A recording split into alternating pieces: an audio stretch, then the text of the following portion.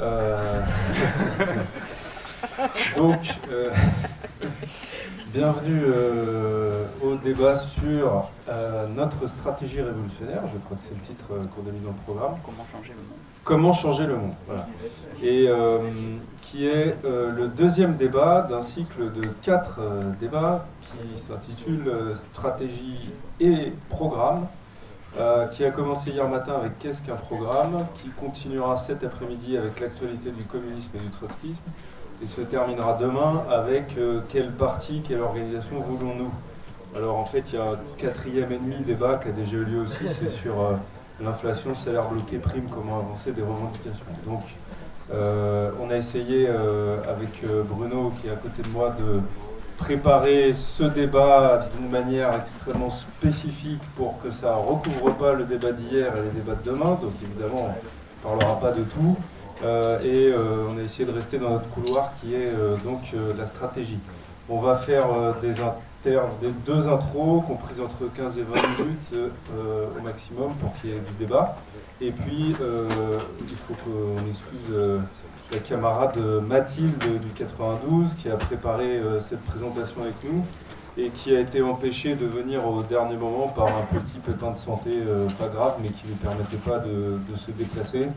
Donc voilà, on est encore deux mecs à parler, mais on avait essayé de prévoir les choses un petit peu autrement et Mathilde nous a transmis une partie de son travail, même si c'est pas comme si elle était là avec nous. Il y a Aurélia aussi qui va nous aider pour passer la parole des interventions, et puis je passe à Bruno direct. Tu veux que je te mette Oui, Donc, bonjour, moi c'est Bruno, de Bordeaux, et je suis aussi du courant DR. Donc, quelle stratégie révolutionnaire, comment changer le monde? En fait, c'est un débat, une question qui traverse le NPA depuis sa fondation en 2009, mais un débat qui, clairement, n'a jamais été réellement tranché jusqu'à la crise de décembre qui aboutit à la scission. D'où l'importance de la discussion sur la stratégie révolutionnaire qui est incontournable pour refonder le NPA que nous voulons, c'est-à-dire un instrument pour contribuer à l'émergence du parti de l'émancipation des travailleurs par eux-mêmes. Car c'est bien là l'enjeu de ce débat, c'est la question de la prise du pouvoir par les opprimés, par le monde du travail, par la jeunesse, qui est la condition même pour pouvoir entreprendre la transformation révolutionnaire de la société, qui est la seule réponse possible par rapport à ce capitalisme en faillite. Et bien sûr, dans cette question, il y a aussi, pour y parvenir, construire à partir des mobilisations l'instrument de la mise en œuvre de cette stratégie, de ce programme révolutionnaire, un parti des travailleurs socialistes communistes. Alors, je voudrais revenir sur comment, les révolutionnaires se posent ce problème de la stratégie en tant que marxistes révolutionnaires, parce qu'on peut dire, pour nous, le socialisme, le communisme, c'est pas un idéal hors de l'histoire, qu'il s'agirait d'imposer par des luttes qui ne reposeraient que sur le volontarisme militant, donc sur la bonne stratégie. Pour nous, le socialisme et le communisme s'inscrivent comme l'aboutissement inéluctable de toute l'évolution des sociétés humaines et comme la seule réponse nécessaire et possible face aux contradictions du capitalisme. Tous les progrès des sciences, des techniques, comme le développement d'une nouvelle classe ouvrière à l'échelle internationale, qui est jeune, moderne, interconnectée, ça crée les conditions matérielles qui font qu'un autre avenir est possible que la faillite actuelle du capitalisme. Ça constitue des bases matérielles qui nous font dire que le socialisme, c'est plus qu'une simple croyance, qu'une idéologie, mais c'est inscrit dans l'évolution de la société. Mais bien évidemment, dire cela, ça ne veut pas dire que cet indispensable bouleversement de tout l'ordre social, il se fera tout seul. Les êtres humains sont bien sûr les acteurs de leur propre histoire, et ils interviennent dans des conditions économiques et sociales bien déterminées, sur la base de leur niveau de conscience, c'est-à-dire de la compréhension qu'ils ont de leur situation, de la nécessité de lutter collectivement, et des enjeux et des objectifs de leur combat, qui seul est capable d'ouvrir un autre avenir pour la société humaine. Parce qu'il n'y aura pas d'effondrement de la bourgeoisie, il n'y aura pas d'effondrement du capitalisme qui laisserait la place à une autre organisation sociale sans lutte, sans combat, et donc sans stratégie pour ces luttes. La lutte des classes reste le moteur de l'histoire, et la discussion sur la stratégie révolutionnaire, elle ne peut s'engager qu'en partant des conditions concrètes dans lesquelles cette lutte des classes elle se déroule. C'est pour ça que pour nous, plus qu'une simple proclamation révolutionnaire volontariste, la stratégie, la discussion sur la stratégie, elle repose sur la capacité de comprendre les évolutions en cours, les transformations de conscience qu'elles entraînent au-delà de nous, dans de larges masses, et les perspectives que cela ouvre pour définir une politique pour le monde du travail. C'est pour cela qu'il est indispensable de lier la stratégie révolutionnaire à la compréhension que nous avons de la période actuelle, des bouleversements historiques en cours. Alors en effet, on en a déjà abordé dans les débats des jours précédents, mais on est confronté à une situation nouvelle qui se caractérise par une crise globale du capitalisme, qui a une dimension économique, qui a une dimension écologique et qui même porte bien sûr des menaces de guerre comme une généralisation de la guerre. Et cette situation nouvelle, elle se caractérise donc par une offensive des classes dominantes face à la crise de leur propre système, une offensive contre les peuples, contre l'environnement, qui s'accompagne d'une montée des idées réactionnaires, mais qui en retour entraîne aussi une exacerbation de la lutte des classes à travers le monde. Et c'est bien cette exacerbation de la lutte des classes qui redonne à la question stratégique toute son actualité. Les contradictions du capitalisme, qui ont atteint une profondeur sans précédent avec la mondialisation financière, conduisent à une intensification de la lutte des classes, de la révolte des opprimés, de la jeunesse à travers le monde. Et ça ne peut aboutir qu'à un affrontement total, à mort, avec les classes dominantes. Et celles-ci s'y préparent, tout en étant incapables de maîtriser, de contrôler leur propre course à la faillite. Elles font et feront tout pour contenir, étouffer, dévoyer cette révolte sociale qui grandit, en s'appuyant sur tout ce qui peut rester d'illusion dans les institutions. Mais, et on le voit de plus en plus, elles n'ont et n'auront d'autres réponses au drame qu'engendre leur politique que la répression, la violence d'État, y compris l'appel à des supplétifs d'extrême droite. Alors, face aux stratégies contre-révolutionnaires des classes dominantes, il est indispensable que les opprimés aient leur propre stratégie. Une stratégie qui repose avant tout sur leur indépendance de classe vis-à-vis des institutions, comme vis-à-vis des partis qui n'envisagent de perspective aux luttes que dans ce cadre. Une stratégie qui est comme une anticipation des affrontements à venir, dont l'enjeu ne pourrait être qu'une lutte pour la conquête du pouvoir. Alors, une stratégie au sens de l'art de vaincre, c'est une expression de Trotsky, mais c'est comme ça qu'il faut le concevoir. Et l'art de vaincre, ça veut d'abord dire avoir une claire conscience des enjeux du combat. Donc, la claire conscience que l'enjeu de la lutte des classes se ramène au final à la question de quelle classe dirige la société. En fonction de quels intérêts sociaux s'organise toute l'activité économique, sociale, ceux d'une minorité de parasites, comme actuellement, ou ceux du plus grand nombre. C'est pour ça que la question du pouvoir, qui est donc la question clé quand on parle de stratégie, elle ne se pose pas comme un objectif lointain et déconnecté des luttes quotidiennes, mais comme l'aboutissement incontournable de la confrontation entre des classes aux intérêts antagonistes et un affrontement qui est de plus en plus tendu, de plus en plus âpre. C'est ce qui fonde toute stratégie révolutionnaire, y compris quand il s'agit des luttes sur des revendications immédiates, comme sur les salaires ou sur les retraites, comme on l'a tous vécu avec des millions de nos camarades de lutte ces derniers mois. Une des caractéristiques de la nouvelle période est qu'il n'y a plus de place pour une politique réformiste permettant d'obtenir des améliorations par des luttes économiques quotidiennes. La moindre revendication, que ce soit sur des questions économiques, sur des questions sociales, démocratiques ou sur des questions écologiques, elle est directement et fondamentalement en contradiction avec les politiques actuelles menées par les classes dominantes à l'offensive dans leur fuite en avant face à la crise globale de leur système. La moindre revendication est un défi à leur pouvoir, une remise en cause de la dictature qu'elles imposent à toute la vie sociale, quitte à plonger l'humanité dans la catastrophe. C'est pour cela qu'il n'y a pas de séparation à faire entre la question sociale ou les questions quotidiennes, disons démocratiques ou écologiques, encore une fois, et la question politique, c'est-à-dire entre les luttes quotidiennes et la perspective révolutionnaire. Les deux sont étroitement articulés comme une seule et même lutte. Chaque mobilisation pose la question de l'organisation des travailleurs par eux-mêmes, de la conquête de la démocratie, de la nécessité pour le monde du travail de contrôler directement la marche de la société et de la prendre en main. Et donc, c'est encore une fois la question du pouvoir. Alors, même sur des luttes qui ne sont pas directement des luttes économiques, comme je pense qu'on en parlait hier sur l'écologie, on voit bien que la crise écologique, elle a pris une ampleur telle que tout ce qui était au début les arguments sur les petits gestes individuels pour essayer d'enrayer ça, ça ne marche plus, et qu'il y a de plus en plus une conscience que la question de fond, c'est la question de comment s'organise la production, donc du mode de production, et apparaît à une grande échelle toute l'incurie des classes dominantes qui, loin d'enrayer la crise écologique, en fait, en profitent pour essayer de nous revendre leur capitalisme vert.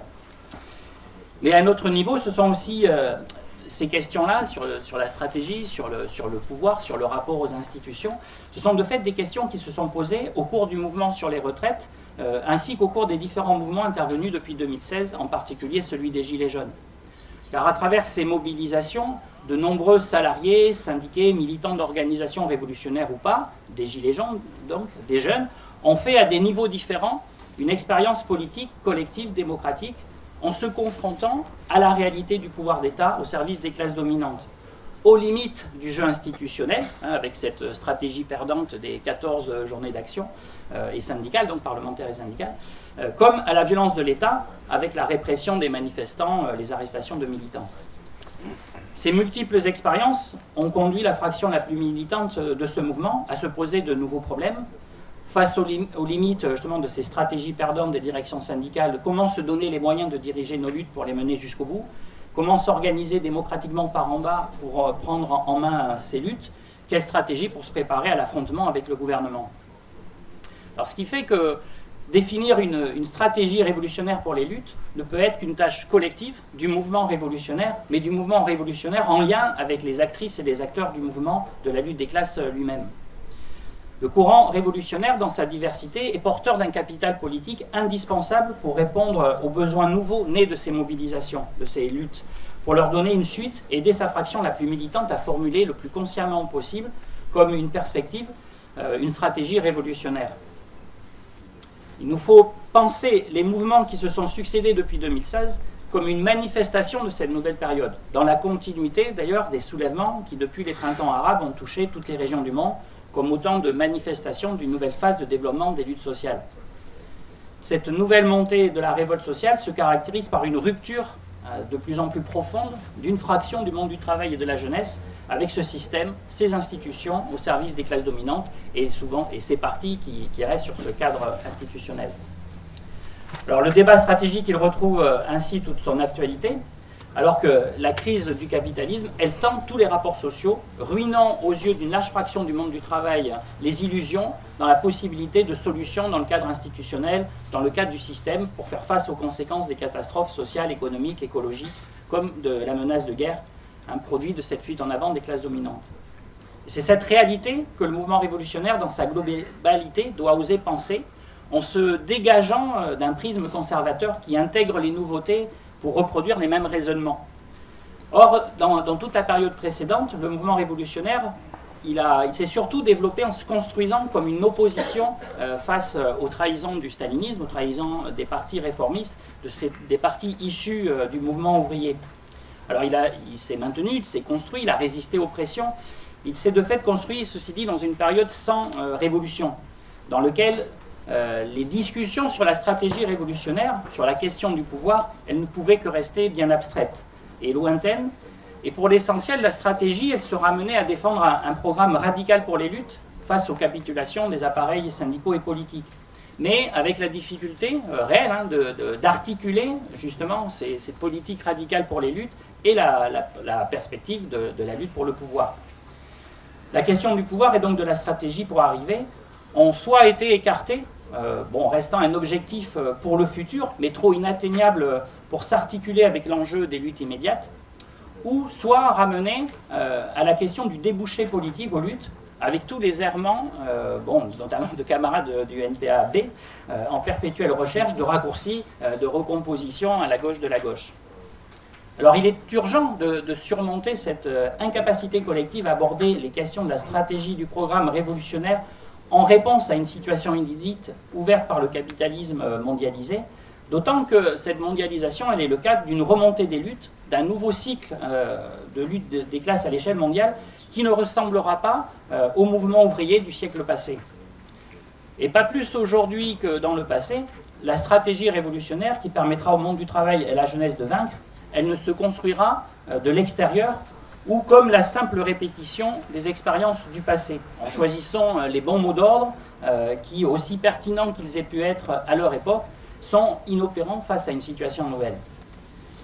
Donc ouvrir ce large débat, indispensable et incontournable sur la stratégie, c'est-à-dire en fait concrètement sur le programme révolutionnaire, mais ce débat sans le réduire à la recherche ou à la confrontation des divergences ou des désaccords, au sens formel et figé du terme, qui servent le plus souvent dans les débats entre révolutionnaires, à chaque fraction, à faire le procès des autres, au lieu d'utiliser tout notre capital politique pour essayer de penser collectivement, dans des rapports démocratiques, la réalité.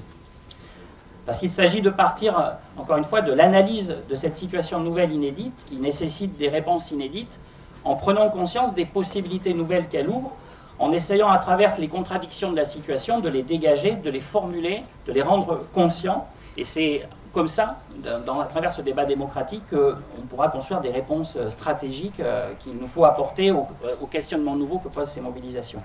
Parce que comme dans le passé, c'est comme ça plutôt que les stratégies dans le passé et même les programmes se sont construits. Si on prend l'exemple de la Commune de Paris, c'est l'existence même de la Commune, cette expérience-là qui a apporté des éléments de réponse, comme les soviets au moment de la Révolution russe. C'est cette intervention réelle des masses qui a permis que s'élaborent les éléments de réponse à la question stratégique de quel type d'organisation il faut pour diriger les luttes et quel type d'organisation il faut pour contrôler la marche de la société pour la prise du pouvoir. Parce que, et ça reste notre credo fondamental en quelque sorte, nous savons que l'émancipation des travailleurs sera l'œuvre des travailleurs eux-mêmes, par eux-mêmes, et donc reposera sur leur auto-organisation pour aboutir à de nouvelles formes de pouvoir hors des cadres institutionnels de la bourgeoisie. C'est donc la question stratégique, une question ouverte, dont les réponses se construisent à travers les luttes et l'intervention des masses, ainsi qu'à travers notre propre intervention, armée de l'expérience accumulée et de notre capacité collective à la faire vivre, à utiliser tout notre capital politique, le marxisme révolutionnaire, pour renouer le lien entre cette expérience passée du mouvement ouvrier et le sentiment révolutionnaire tel qu'il peut se forger à travers les luttes aujourd'hui dans une fraction de la population qui est largement au-delà de nos propres forces. C'est à travers ce lien que nous avons à élaborer collectivement, dès maintenant, la stratégie, c'est-à-dire notre programme face à la nouvelle période dans laquelle le monde est engagé, pour œuvrer à son appropriation par le monde du travail, la classe qui porte en elle la perspective du socialisme, du communisme. Voilà. Merci Bruno. Je vais me permettre de continuer en essayant d'illustrer un peu toutes les idées très denses que Bruno a introduites, avec lesquelles je suis complètement d'accord. C'est sûr que c'est le chantier qui nous attend, qui est devant nous en permanence, et qu'il faut prendre la mesure aussi de l'accélération des situations auxquelles on va faire face et qui ne vont pas tellement nous laisser le droit à l'erreur, quoi. Et donc il faut prendre ces problèmes à bras-le-corps et en discuter dès maintenant. Je reprendrai très rapidement par un petit détour historique parce qu'on est en 2023 et qu'on approche du mois d'octobre où on discutera d'un centenaire historique que j'espère les camarades jeunes et moins jeunes vont étudier très attentivement dans toute leur formation politique. C'est le centenaire de l'octobre 1923 en Allemagne. Je dis ça parce qu'en Allemagne, entre 1918 et 1923, il y a eu une situation révolutionnaire avec un mouvement ouvrier très organisé historiquement dans la social-démocratie, mais surtout un parti communiste jeune et qui s'est confronté à des problèmes stratégiques extrêmement aigus, qui a dû naviguer dans une situation de soubresaut, d'instabilité et qui s'est forgé en loupant un certain nombre d'occasions, dont celle de 1923, d'occasions révolutionnaires, parce que c'est à ce prix-là quand même que se payent les erreurs, mais c'est à ce prix-là aussi qu'on apprend. Pour aborder ce sujet qui est très riche et complexe, il y a une brochure de Trotsky qui s'appelle Les leçons d'octobre, qu'il a rédigée lui en 24 et qui se voulait en fait un début de polémique avec la théorie du socialisme dans un seul pays des staliniens qui dévoient totalement la révolution et qui commençait à poindre, où il définit la stratégie. Alors je vous lis, c'est la seule citation, je vous promets, après j'arrête, mais je vous lis ça. Par tactique en politique, nous entendons l'art de mener des opérations isolées. Par stratégie, l'art de vaincre, nous a dit Bruno, c'est-à-dire l'art de s'emparer du pouvoir. Avant la guerre, la Première Guerre mondiale, nous nous bornions à la conception de la tactique social-démocrate. La social-démocratie avait une tactique parlementaire, une tactique syndicale, une municipale, une coopérative, etc. La question de la combinaison de toutes les forces et ressources, de toutes les armes pour remporter la victoire sur l'ennemi ne se posait pas, car la Deuxième Internationale ne s'assignait pas pratiquement la tâche de la lutte pour le pouvoir. La Révolution de 1905, après un long intervalle, a mis de nouveau à l'ordre du jour les questions essentielles, les questions stratégiques de la lutte. La grande époque de la stratégie révolutionnaire commence en 1917. Je prends cette citation, bon, il y a la nuance entre tactique et stratégie, mais il y a aussi le fait que une stratégie révolutionnaire, c'est pas parce qu'on ne l'avait pas trouvée jusque-là, puis tiens, on vient d'y penser. C'est une période qui change. Voilà. Alors évidemment, nous, on sort d'une période, peut-être, on sent qu'on sort d'une période assez longue, où des organisations révolutionnaires se sont développées ou se sont maintenues dans le monde, y compris trotskistes dans tous les pays, ce qui est un acquis vachement important, en l'absence de révolution pendant des dizaines d'années. Donc le problème de la stratégie révolutionnaire, il est resté dans nos têtes, et c'est très important qu'il reste dans nos têtes, mais on n'a pas pu le mettre tellement en pratique, en tout cas dans pas mal de pays. Or, pourquoi on pense que ça peut être en train de changer ? Parce que si on regarde la configuration actuelle dans laquelle on évolue au niveau international, elle est marquée par bien des choses, mais je crois qu'il faut absolument la prendre en se disant que ça fait 10 ans qu'on vit dans une épidémie de révolte populaire. Alors, 2011, Tunisie, Égypte, Libye, Syrie, avec des échos y compris aux États-Unis, en Espagne, en Grèce. Et puis rebond à partir de 2018. Bon, Bruno a parlé des gilets jaunes en France, mais depuis 2018, Soudan, Algérie, Haïti, Hong Kong, Honduras, Kazakhstan, Liban, Chili, Irak, Colombie, Sri Lanka, Iran, Pérou, Biélorussie. J'en ai certainement oublié dans cette liste. Donc ça commence à faire beaucoup. Qu'est-ce que j'appelle des révoltes, enfin c'est pas que moi, hein. Qu'est-ce que je veux dire en tout cas par révolte populaire ? C'est pas juste un mouvement revendicatif, aussi profond soit-il, comme celui qu'on a vécu sur les retraites, qui dépassait vraiment le mouvement revendicatif, mais c'est pas non plus juste le mouvement d'une classe sociale, comme le mouvement des paysans en Inde. C'est un mouvement vraiment général de la société qui conteste le gouvernement et qui se pose l'objectif du pouvoir. Alors ces révoltes, elles ont eu pas mal de points communs, malgré des situations extrêmement différentes dans lesquelles elles se sont passées. Dans leurs points communs, il y a la durée, il y a la radicalité, bon, il y a le fait qu'elles ont toutes échoué quand même, ce qui est vraiment le problème qu'en tant que révolutionnaire on se pose. Il y a aussi le fait que ceux qui menaient ces révoltes, c'était le prolétariat au sens large. C'est-à-dire ceux qui étaient dans la rue, en masse, en nombre. Prolétariat au sens large, ceux qui n'ont que leurs bras pour gagner leur vie. Le monde du travail en général. Mais ce n'étaient pas des révoltes qui se situaient sur les lieux de travail, pas spécialement. Il y en a eu, hein. Kazakhstan, Biélorussie, c'est des grèves générales. Bon, c'est sûrement lié à toute une histoire et puis une structure industrielle. Mais l'Algérie, c'est pas une grève générale qui porte le Irak de 2019. Donc ça ne se situe pas que sur les lieux de travail.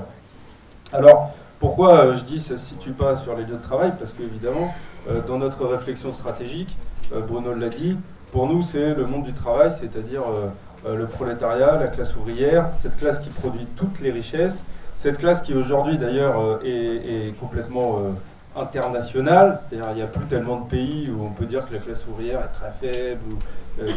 On est cette décennie passée, on a passé le cap au niveau mondial de 50% de la population qui vit en ville. C'est probablement un cap un petit peu important parce que en France, par exemple, ce cap a été passé dans l'année 1936, qui a connu les événements qu'on connaît. Ça veut dire des choses quand les révoltes éclatent, et les révoltes qu'on a vues ces 10 dernières années, c'est tout le cas, c'est qu'elles éclatent en ville. Et la ville, c'est quand même le terrain de la révolte du prolétariat, et ça pourrait être le terrain d'une révolte dirigée par la classe ouvrière. Donc je ne reviens pas là-dessus, il y a des topos aussi qui vont décrire la classe ouvrière aujourd'hui, pourquoi on pense qu'elle est beaucoup plus importante qu'à l'époque où Marx et Engels, et même Lénine et Trotsky écrivaient, même si politiquement on cherche à nous faire croire qu'elle subirait un recul. Et donc on se pose les problèmes d'une révolte sur comment faire apparaître l'indépendance de la classe ouvrière et son intervention politique propre, parce qu'on pense que c'est ça qui peut transformer la révolte en révolution. Alors, ces révoltes, elles se posent des objectifs gigantesques. Je crois qu'on en a eu un petit aperçu en France, parce que la situation n'est pas allée si loin que dans d'autres pays, au moment des Gilets jaunes, que Bruno a cité aussi, où on parlait de vraie démocratie, de la fin du pouvoir des riches, de vivre et pas seulement survivre, et de dégager le système. C'est des mots d'ordre qui ont résonné sur toute la planète dans tous les pays qu'on a cités. Donc c'est la question du pouvoir. Et puis c'est des objectifs gigantesques. Des fois on a l'impression que la montagne elle accouche d'une souris, parce qu'on se retrouve avec le RIC ou une assemblée constituante au Chili. Vous voyez, des solutions institutionnelles rabougries. Solutions institutionnelles qui d'ailleurs en général ne viennent pas spontanément du mouvement lui-même, mais c'est certaines forces politiques, certaines forces sociales qui ne sont pas justement la classe ouvrière évidemment, qui soufflent à l'oreille des révoltés pour leur indiquer le sens de cette impasse. Alors, dans ces mouvements-là, évidemment, très rapidement, vous avez des couches de la petite bourgeoisie, voire de la plus ou moins grande d'ailleurs, qui vont prendre la tête et puis s'exprimer au nom du mouvement, alors que les masses, c'est vraiment le prolétariat. Ces couches-là, elles vont évidemment entraîner le mouvement dans des impasses et elles vont avoir une tendance qui est tout à fait générale. C'est la première chose qu'elles disent, et ça date même des vieilles révolutions de 1848, c'est pour les questions sociales, soyez patients. Soyez patients, on va faire un nouveau pouvoir, on va se réorganiser, c'est compliqué, puis après vos revendications, on verra. Alors évidemment, face à ça, un pôle d'indépendance de la classe ouvrière, il doit répondre, nous sommes totalement impatients. C'est maintenant que ça se passe. On ne va pas repousser ce qui concerne la population pauvre, ce qui concerne les travailleurs, à un après qui n'arrivera jamais. Cela dit, cette patience qu'on nous prône sur les questions sociales, en prétendant prendre en charge les questions démocratiques et les questions du pouvoir, ne doit pas nous amener, nous, à imaginer qu'une politique pour la classe ouvrière, c'est uniquement une politique revendicative pour le monde du travail. C'est très loin de ça. Nous ne choisissons pas entre le social et le démocratique. Poser la question du pouvoir, c'est l'inverse.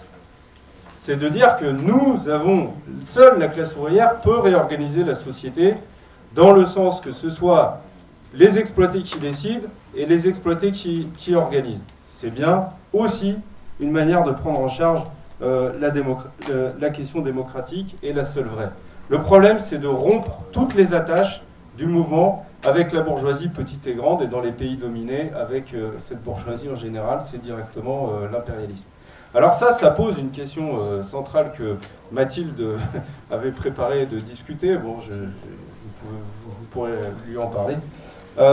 C'est la question, évidemment, de l'arme des travailleurs dans un mouvement comme ça. Leur arme, c'est la grève.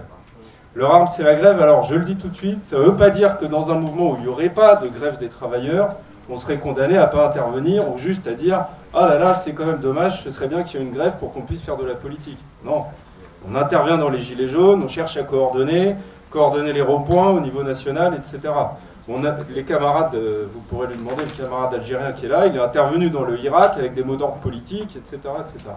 Mais on oriente les choses aussi, parce que la grève de masse, qui parfois culmine dans des moments de grève générale, c'est à notre sens un moment indispensable pour faire basculer des situations. Trotsky dit que l'époque stratégique, elle commence en 1905 en Russie, c'est la grève de masse. D'ailleurs, c'est ce qui saute aux yeux de Rosa Luxembourg, quand elle écrit Grève de masse, parti et syndicats. Elle dit, il s'est passé quelque chose en Russie, il faut que les révolutionnaires allemands, avec leurs syndicats, avec des millions qui se trouvent eux-mêmes absolument géniaux, ils regardent ce qui s'est passé en Russie, parce que c'est le moment important. Bon, ces grèves de masse, elles sont apparues d'ailleurs dans certaines des révoltes populaires. La Tunisie, l'Égypte, le moment de la décision, c'est le moment où ça part en grève. Bon. Mais elles ne sont pas allées jusqu'au bout pour être au centre de la situation. Alors, je vais arriver au problème du pouvoir, parce que le problème du pouvoir, il s'est posé évidemment d'une manière, il se pose toujours d'une manière à travers, disons, des structures existantes. Et c'est évidemment le problème que nous, en tant que révolutionnaires, on essaie de dépasser, vu que nous, on ne veut pas le poser à travers des structures existantes. On veut renverser toutes les institutions qui sont liées toutes au capitalisme. Si on regarde un peu les classiques, programme de transition, Trotsky nous dit, bon, le mot d'ordre du gouvernement ouvrier et paysan. Bon, je pense qu'on pourrait l'actualiser en disant gouvernement des travailleurs, mais c'est une question de vocabulaire. Il met en garde quand même contre ce mot d'ordre en disant, bon, les staliniens l'utilisent et dans leur bouche, c'est synonyme de front populaire. Donc attention, un mot d'ordre en lui-même, juste une phrase, n'est jamais la clé d'une situation. C'est une politique. Mais il dit, par contre, il faut l'agiter parce qu'il faut démontrer que les organisations qui se prétendent les représentants des travailleurs n'osent même pas prendre le pouvoir. C'est-à-dire ne veulent pas arracher le pouvoir des mains de la bourgeoisie. Et le mouvement ouvrier, le mouvement révolutionnaire, aurait intérêt à les pousser à le faire. Même s'il précise quand même, je crois que j'ai la situation là, mais il précise que c'est une hypothèse tout à fait très très très peu probable. Donc c'est pas une stratégie dans sa tête, c'est un mot d'ordre, c'est différent. Cette interpellation de mouvements ouvriers de masse, qui sont politiques, staliniens et réformistes, aujourd'hui, ça ne s'est pas passé dans les révoltes populaires. Pourquoi ? Parce qu'il n'y a plus ces mouvements ouvriers de masse. C'est là que l'époque elle a complètement changé. On ne va pas s'amuser à dire prenez le pouvoir, rompez avec la bourgeoisie, on va le dire à qui ? En Algérie, vous le dites à qui ? Vous le dites au FFS, qui est membre de la deuxième internationale, la vieille internationale pourrie ? Ça n'aurait aucun sens. Donc on est obligé de faire autre chose. D'ailleurs, ce à quoi on se heurte dans ces mouvements de révolte populaire, c'est plutôt un discrédit généralisé des partis, y compris de la gauche, un discrédit généralisé, y compris des syndicats, discrédit qui fait vachement flipper les pouvoirs en général. Nous, le petit aperçu dans les Gilets jaunes, c'est, vous vous rappelez, chaque fois qu'il y avait une figure qui émergeait, il l'invitait à Matignon, et paf, il se faisait foutre dehors par le mouvement. Ça, c'était la force d'un mouvement incontrôlable. Donc, nous, on travaille dans cet objectif. Cet objectif, du coup, ça devient coordonner les forces, faire apparaître quelque chose qui, d'abord, pourrait être un contre-pouvoir, puis un double pouvoir, puis la prise du pouvoir. Bon. Cela dit, le fait qu'il y ait cet effondrement des partis politiques qui, habituellement, emmenaient les mouvements dans les impasses et trahissaient, enfin, dévoyaient, ça ne veut pas dire qu'il n'y a pas toujours des obstacles que la société bourgeoise est capable jusqu'au bout de se traiter. Et d'ailleurs là, je mets au débat un petit truc. C'est vrai qu'il y a des grèves, on fait des grèves très dures pour des revendications très faibles. Ça c'est vrai. Ça nous pousse à dire des choses qui sont justes. Hein. Je suis complètement d'accord avec Bruno, mais il n'y a plus d'espace pour le réformisme par exemple. Bon. Le jour où on aura un mouvement révolutionnaire qui pousse vraiment à la prise du pouvoir avec un vrai risque pour la bourgeoisie. Il y a toujours deux options dans ces cas-là, parfois d'ailleurs simultanées. La répression brutale jusqu'au fascisme, ou alors la tentative de canalisation dans des voies institutionnelles. Ces tentatives de canalisation, nous allons les voir, elles sont encore vivantes les amis, elles seront vivantes jusqu'à ce que le capitalisme meure, parce que sinon ce serait aussi un peu facile. Si le réformisme n'a aucun espoir, mais pourquoi s'en délimiter ? D'ailleurs, je crois qu'il y a certains camarades qui étaient avec nous jusqu'à l'an dernier qui faisaient ce genre de raisonnement. Ah, le réformisme, c'est plus possible. Il n'y a plus de grain à moudre. Donc, quel serait notre besoin de dire qu'on n'est pas des réformistes après tout ? C'est la transcroissance, on verra bien, dans le cours du mouvement. Non, on a besoin de délimitation politique, parce que ça va nous tomber sur le coin du nez, politiquement, dans le feu de l'action. Or, qu'est-ce qui s'est passé dans les mouvements qui ont été le plus loin ? On a vu quand même des bouts d'appareils syndicaux, des bouts d'ONG, des bouts d'appareils d'État sortir des voies de garage démocratiques, institutionnelles. La plupart du temps, d'ailleurs, ça prenait la forme du mot d'ordre d'assemblée constituante, qui a l'air de beaucoup nous ennuyer dans le mouvement trotskiste, parce que, effectivement, les bolcheviks, ils ont agité ce mot d'ordre en 1917 jusqu'en octobre. Bon, après, ils l'ont dissoute. Parce qu'ils avaient les soviets, c'est quand même ça la forme qu'on veut, c'est pas une assemblée parlementaire bourgeoise, c'est les soviets. Mais ils l'ont agité, donc on se sent obligé de dire « Ah, assemblée constituante, ah ouais, pourquoi pas, mais comme ci, comme ça ». Mais regardez la Tunisie, l'assemblée constituante en 2011-2015, le résultat, c'est des élections, tout le monde rentre à la maison et on fait une constitution qui nous parle de Dieu. Le Chili, Boric, le résultat de l'assemblée constituante, c'est quoi ? le mouvement s'éteint et hop, on pave la voie à l'extrême droite. Non, c'est des solutions institutionnelles qu'il faut combattre et qu'il faut combattre dans le cœur du mouvement pendant que c'est chaud. On va le faire tant qu'il est chaud. Autre forme de dévoiement qui nous est arrivée, j'ai cité Boric. Boric, c'est quand même une organisation qui se développe énormément dans le cadre du mouvement de révolte populaire au Chili. Et qui ensuite, immédiatement ou très vite, prend le pouvoir pour tout étouffer, tout ranger. On a eu le cas en Europe, Grèce, Syriza, Espagne, Podemos. On a eu un exposé excellent hier soir, une camarade espagnole qui nous a dit ce qui faisait Podemos au pouvoir. C'était il n'y a pas longtemps les indignés, hein. Ils n'ont pas mis un siècle à dégénérer. C'est immédiat. Donc, ceci, il faut en mettre en garde les travailleurs et tous ceux qui participent à ces mouvements auxquels on va participer bientôt ici aussi, c'est forcé. Il faut mettre en garde et il faut opposer une perspective révolutionnaire à toutes ces voies de garage réformistes. J'essaie de ne pas faire trop long, mais ce que je veux dire par là, c'est que on a l'impression, comme les grands partis ouvriers qu'on a connus au XXe siècle se sont cassés la gueule, on a l'impression que les déterminants politiques sont un peu émoussés. Stalinisme, réformisme, révolution, bon, tout ça se discute d'une manière un peu, voilà, bon. Mais il y a un truc qui ne s'est pas du tout émoussé, c'est que le pouvoir, il est dans les mains de la bourgeoisie et que l'appareil d'État, il est dans les mains de la bourgeoisie. Et eux, en face, ils ne se sont pas émoussés. Donc nous, c'est pas parce qu'on a vécu une longue époque où peut-être le problème de la stratégie s'est moins posé ou d'une manière différente, c'est pas parce que les organisations staliniennes et réformistes se sont effondrées que nous, révolutionnaires, il faudrait croire qu'on repart à zéro, puis on va refaire l'international numéro 1 avec ses enseignements, puis numéro 2, puis numéro 3, puis numéro 4. On repart avec le bagage de tout ce que les luttes du passé nous ont montré et nous ont donné. C'est de là absolument qu'il faut repartir parce que ça se pose d'une actualité brûlante dès qu'un mouvement arrive au stade où la question du pouvoir se pose ou peut se poser. Donc nous, face à ça, l'organisation à la base du monde du travail avec une politique indépendante, des perspectives indépendantes qui sont ouvertement celles du renversement du capitalisme, c'est-à-dire de la révolution sociale jusqu'au bout.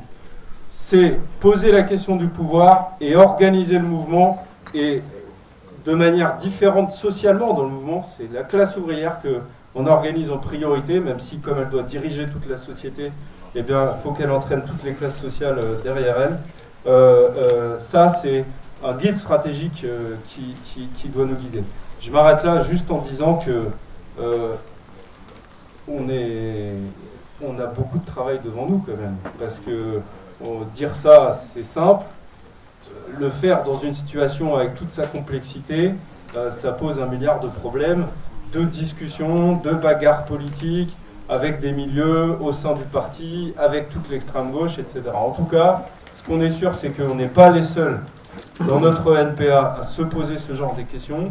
Il y a d'autres organisations du mouvement révolutionnaire dans le monde, y compris qui sont intervenues dans les pays que j'ai cités, des révoltes populaires, qu'il faut qu'on se pose les questions avec eux, il faut qu'on rétablisse un cadre de discussion entre révolutionnaires, un pôle des révolutionnaires au niveau international, parce qu'on n'aura pas chacun la solution dans notre coin et parce qu'on ne peut pas tous faire toutes les expériences qui sont nécessaires à faire pour déboucher. Ça, c'est vachement important. Et puis, je vous dis pour le débat, mais en relisant quand même les principes fondateurs, puis on était d'accord avec Bruno, en relisant les principes fondateurs à la lumière des 15 années qui viennent de s'écouler dans la lutte des classes, et puis dans ce que la lutte des classes, elle a créé, hein, parce que la lutte des classes, elle n'est pas pour rien dans la manière dont il y a la reconfiguration du monde. On a la crise de 2008, on a une réorganisation de la mondialisation capitaliste sur le dos des travailleurs et des peuples qui se traduit par cette flambée de révolte populaire, et on a une réorganisation pour faire face à ces révoltes populaires. Le durcissement autoritaire, ça ne vient pas de nulle part. C'est pas la crise, hein. C'est les révoltes contre la crise qui produisent le durcissement autoritaire. La montée de l'extrême droite, c'est une extrême droite qui vient d'en haut. C'est calculé, c'est le pouvoir qui nous impose ça et qui cherche à l'instrumentaliser. Et puis, y compris du point de vue des guerres. Les guerres, c'est pas seulement des rivalités économiques entre impérialismes, même si ça joue un rôle énorme, évidemment. Et les guerres, c'est aussi des guerres préventives pour étouffer des révoltes. y compris la guerre que Poutine y mène en Ukraine. Enfin, il s'est tapé le Kazakhstan en 2020, la Biélorussie en 2021, 2 grèves générales dans des pays qu'il est censé contrôler. C'est pas tout à fait innocent de se lancer dans une aventure militaire. Il y a aussi, en plus de toutes les raisons qu'on a discutées par ailleurs, il y a aussi des raisons internes. Regardez ce qui se passe en Afrique et au Niger, c'est pas du tout indépendant, la réaction de l'impérialisme français et américain et russe, des réactions des peuples et de leur révolte. Bon, je m'arrête là, mais si on regarde les principes fondateurs, j'ai souligné des passages, va falloir qu'on change un peu ça quand même. Alors, je vous dis vite.